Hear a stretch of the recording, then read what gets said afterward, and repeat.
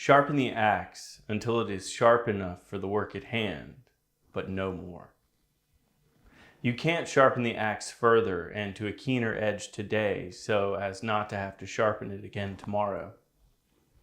Maybe this applies to sleep, maybe a few other things too.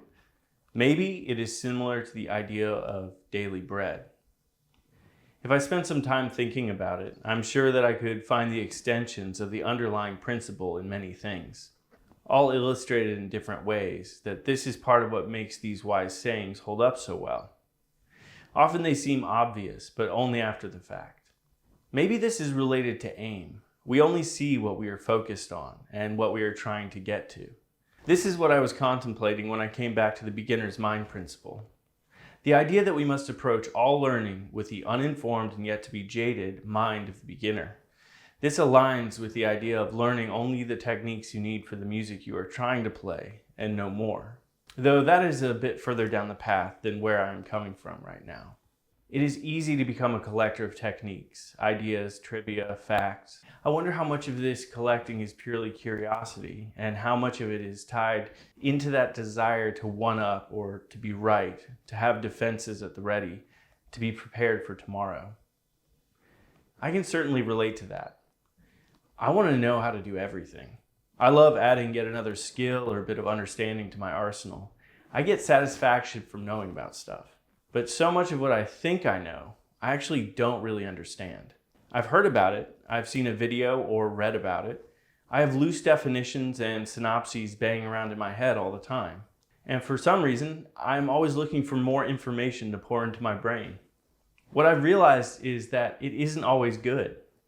So much of it is useless knowledge, and much of what seems to be of use, I lack even the beginnings of deep understanding of, so it doesn't really do me any good.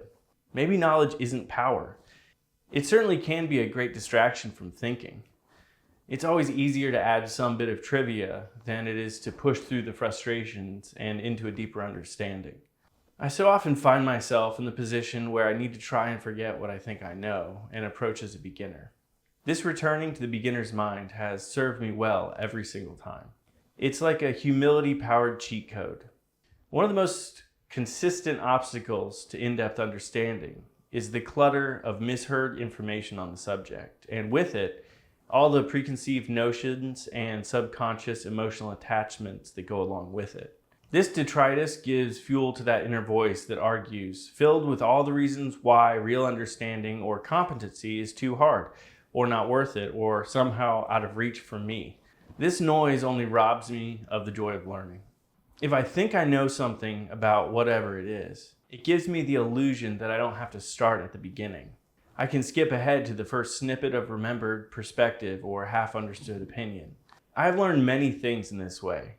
The conglomeration of surface-level notions, loosely associated, forming an understanding that, from the outside and if left unexamined, appears to be solid, but if prodded, would prove to be little more than paper and paste, painted to look the part.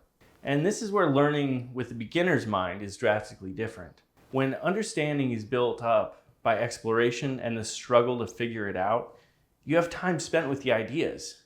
You've poked at them. You know how they respond to scrutiny. Anything that can't support its own weight doesn't make it far in the process. In the end, after less time than you might think, you will find that you have a foundation of understanding that you can actually trust. It has been tested. If not in the real world, at least in your own head. You begin to have a sense of what feels right, what goes together. Your instincts and intuition have been honed in the process. And then this is the best part. Once you have put together the base level understanding, all the other parts just fit into place. And much more quickly too. Sure, it's slow at first, but it is very much a tortoise and hare situation. It is the sharpening of the axe first and then cutting down the tree in half the time it would take with a dull axe. All this to say that while preparations and research can easily be taken too far, a little planning is always a good thing. But what is even better and less susceptible to the over-planning paralysis is to approach whatever is being learned from the most novice level possible. This going back to the beginning, questioning what you think you know process, more often than not, will change the entire trajectory of the learning process. This is akin to going back to the first principles and building an argument from there. Though often tedious to the interlocutor, going back to check on what you think you know releases the tension. And if you can take a step back and come at the point or idea or thing that you're learning as if for the first time, you will often find the inconsistencies and weak points have all been brought together and sewed up. It's only then that the deeper understanding and learning takes place. It is easy to forget how little we all know, but I have never known a time when a little silence, humility, and genuine good faith curiosity wasn't the exact genesis point of the best way forward.